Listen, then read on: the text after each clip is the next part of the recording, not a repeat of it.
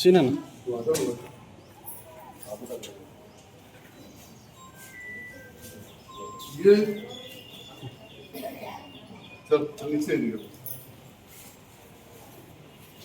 మరి రమ్మా రైట్ ఏం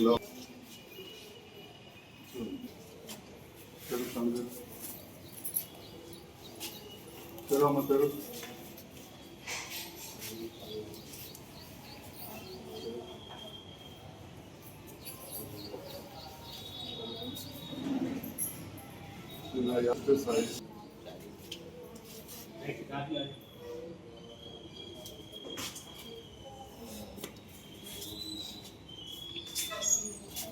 ఎలా సాగరంలో పోయి ఇవన్నీ మంచిగా ఫోన్ నెంబర్ కరెక్ట్ రాసుకో రాసుకుని అది కానీ నేను మూడు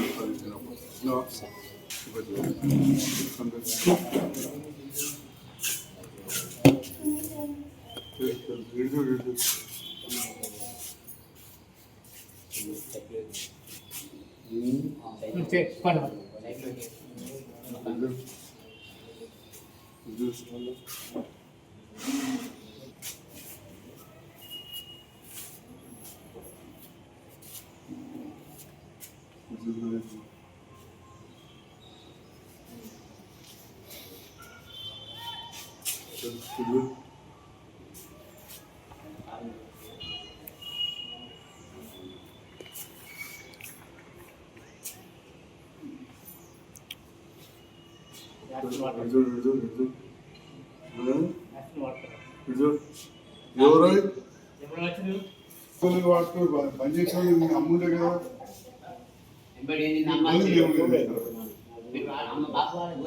ఇది ఏమడగట్టు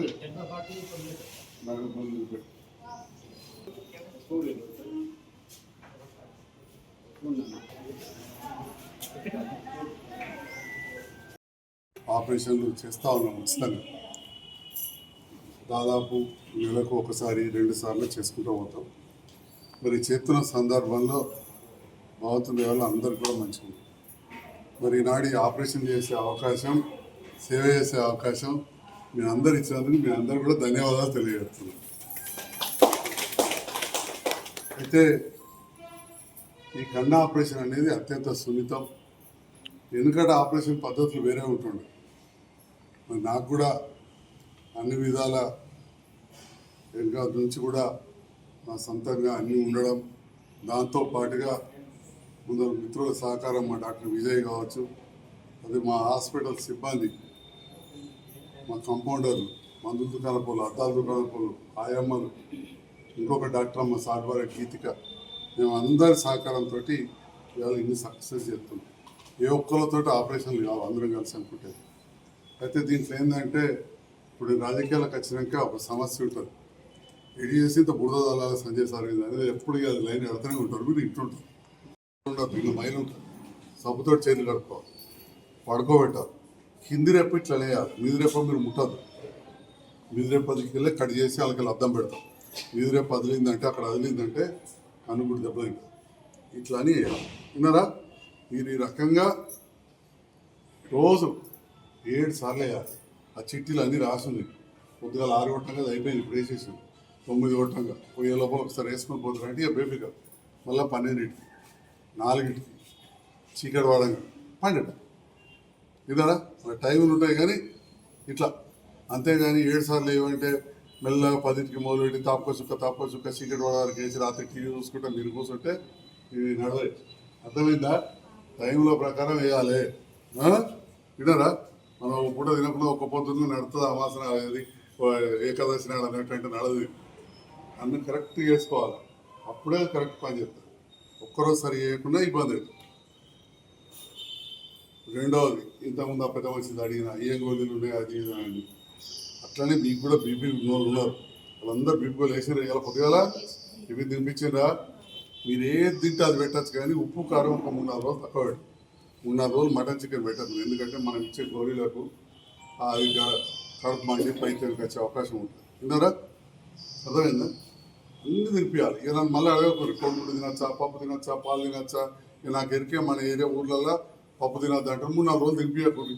పప్పు బాలు వంకాయ తినిపి, క్యారెట్ తినిపి, గోబీ తినిపి, ఇంకేదో తినిపి, అనితీర కూరగాయలు ఇవ్వాలి మాకు ఇట్లా దొరుకుతుంది. కానీ ఏదో ఒకటైతే తినిపించాలి, తింటేనే మంచిగా ఉంటుంది.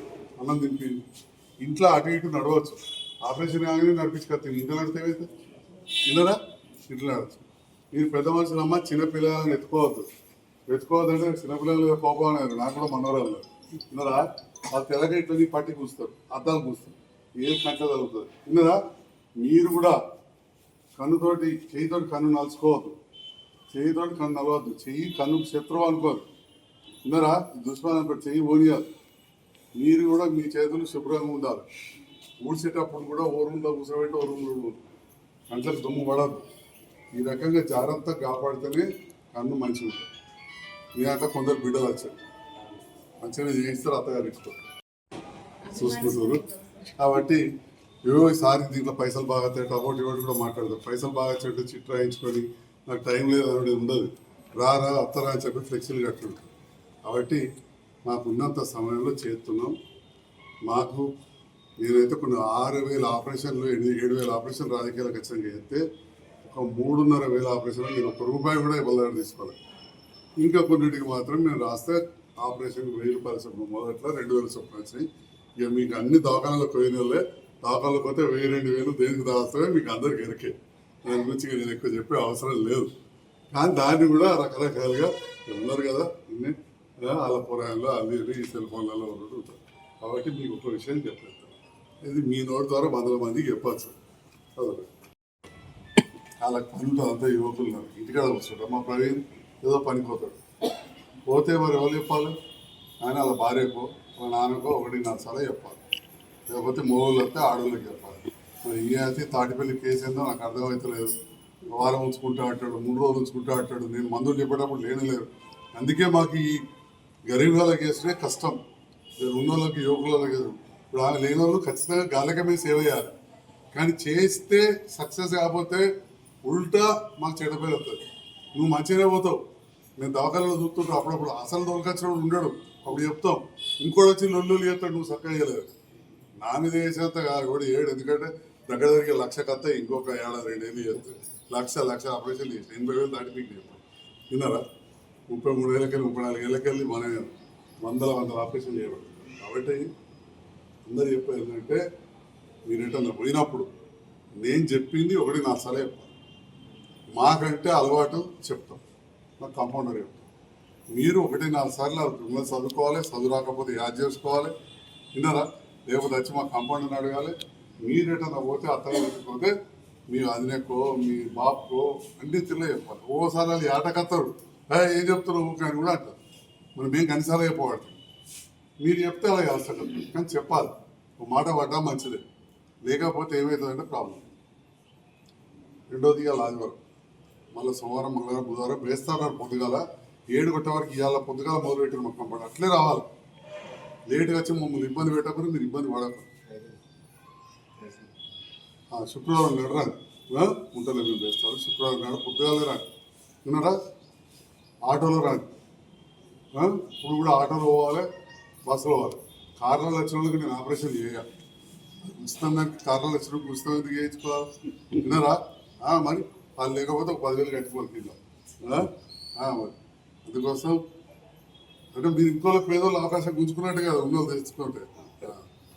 కాబట్టి ఆటోలో పోతారా, బస్సులో పోతారా, ఇక తక్కువ కారు వాళ్ళని చుట్టం వాళ్ళతో ఉంది కానీ నేను చెప్తున్నా ఉన్నోళ్ళకు రావాలి. ఈ రకంగా కాపాడుకోవాలి. వచ్చేటప్పుడు చిట్టి మందులు తీసుకొని రావాలి. ఇప్పుడే ఫస్ట్ టైం చెప్పిన, బాగా చదువుకున్నానే చిట్టి లేక మందు లేక వచ్చాడు, ఇంటికి వెళ్ళబట్టి తీసుకురాకపోవాలి. ఇంకో చీటి రాయొచ్చు, కానీ అదే అలవాటు అవుతుంది, పక్కనకి అదే అలవాటు అవుతుంది. మళ్ళీ వచ్చినాడు ఎట్లా వేస్తాం. మళ్ళీ రెండోది, అంతకుముందు ఏముంది మందులు రాసాం, అంతకుముందు ఏముండే అన్నీ దీని మీద ఉంటాయి.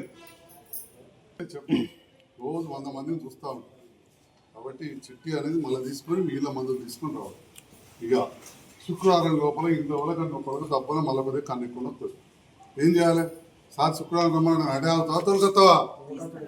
తొలగరాదు. జ్వరం వచ్చి మంచిగా పోవాలంటే మళ్ళీ ఇంటికి కడుపు వస్తే ఎవరా మీరు దవాఖాన పోతారు. జ్వరం తక్కువైనాక డిశ్చార్జ్ అయిపోయినాక మళ్ళీ జ్వరం వస్తే వస్తారు కదా. ఇది అట్లనే ఉంటుంది. 99% అవసరం పడదు, అంత మంచిగా ఉంది.